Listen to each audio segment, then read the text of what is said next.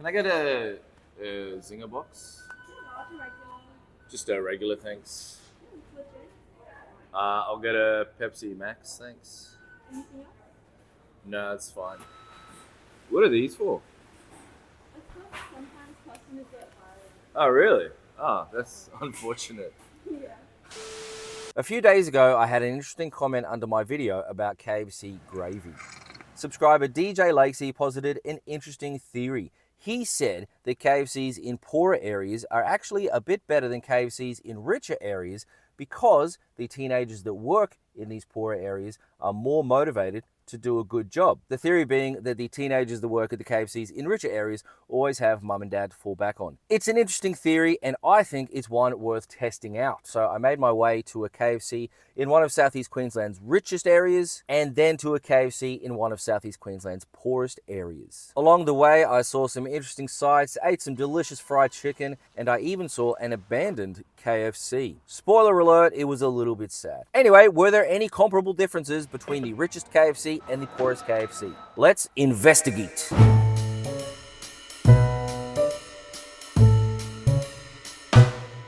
For the wealthy neighborhood KFC, I put on my bougiest clothes and went down to Miami on the Gold Coast. This is the closest KFC to the nearby Mermaid Beach, where the median house price is $2.3 million. The Miami KFC is a mere 7-minute drive away from this block of land that sold for $26 million last year. I don't know if its proximity to a KFC increases value, it probably did though. There used to be a KFC in Mermaid Beach itself, but that has sadly closed down and currently sits in ruins next to an equally rotted Sizzler. Both of them decaying monuments to the eating habits of an earlier time. The flapping, broken sign outside echoes of the hustle and bustle of a once swollen drive-through line. The moist towelettes of years ago, now spent, withered, and lost to the sands of time. But how is the Miami KFC? Let's have a look.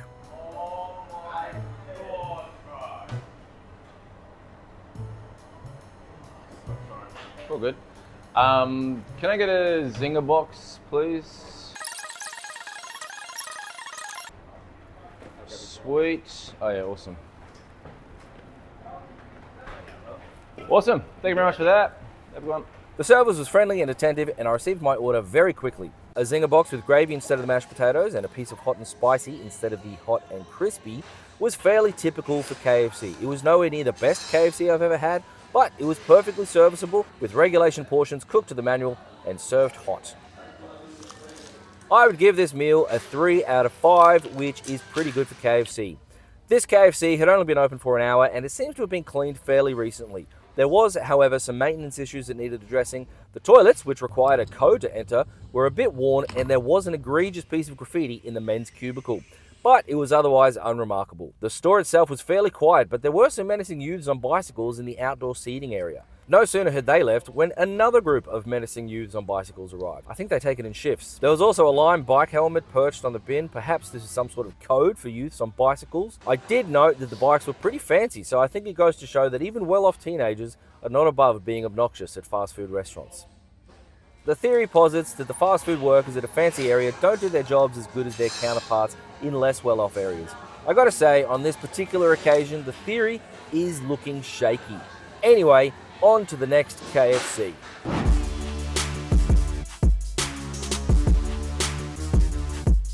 An hour and 20 minutes up the M1 takes me to KFC Woodridge, which is actually located in Logan Central. Median house prices here are $660,000, but one place did sell for $900,000 in January this year. Logan is a lot of things, but it is never boring. But anyway, how is the KFC itself? First thing you notice about this KFC are the glass bars at the service counter. I asked the lady what that was about. What are these for? Sometimes customers get hired. Oh, really? Oh, that's unfortunate. Yeah. Unlike the Miami KFC toilet, which required a code to enter, these ones actually required an escort. Can I get the access for the toilet later?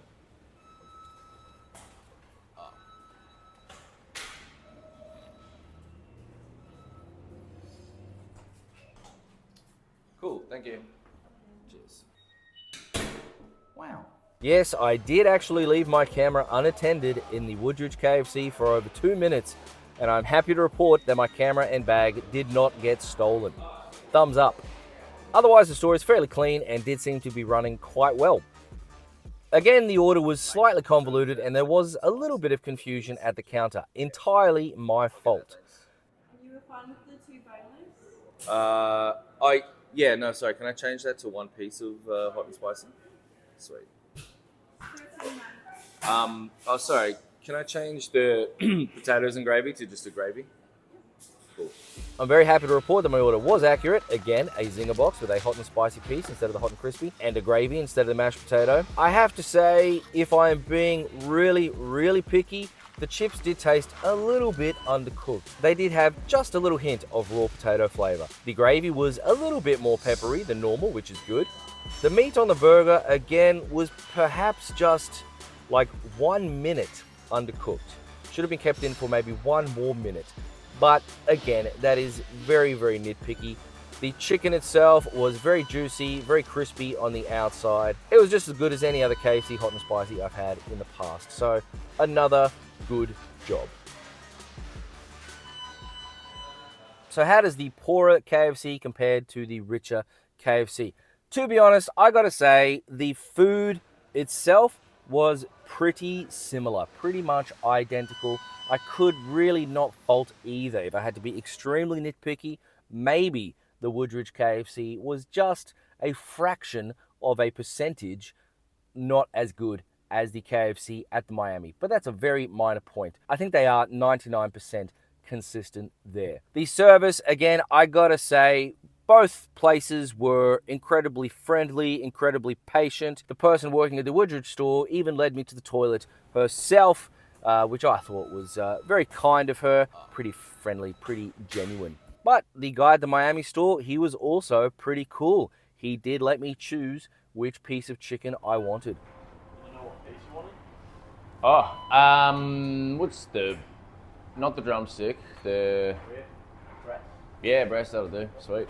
That kind of service is hard to find. The areas surrounding the KFCs couldn't have been more different. One thing I noticed in Miami was a lot of women jogging in active wear, whereas in Woodridge, I saw a lot of abandoned trolleys. So a bit of a contrast between the two areas there.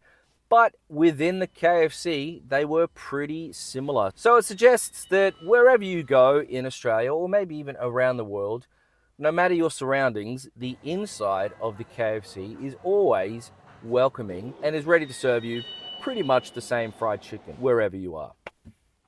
So that was a pretty interesting look at the class dynamics in Australia via the KFCs in different areas. Did we learn much valuable data from that? Not a lot. I do realize that my methodology was not fantastic, but as a little snapshot into what is happening in modern Australia, I thought it was fairly interesting. Maybe there are some insights to be gained. I don't know. Anyway, if you appreciate this kind of journalism, make sure to like and subscribe and leave a comment if you would like to see some more journalism like this. Many thanks for watching. I will catch you later. Cheers.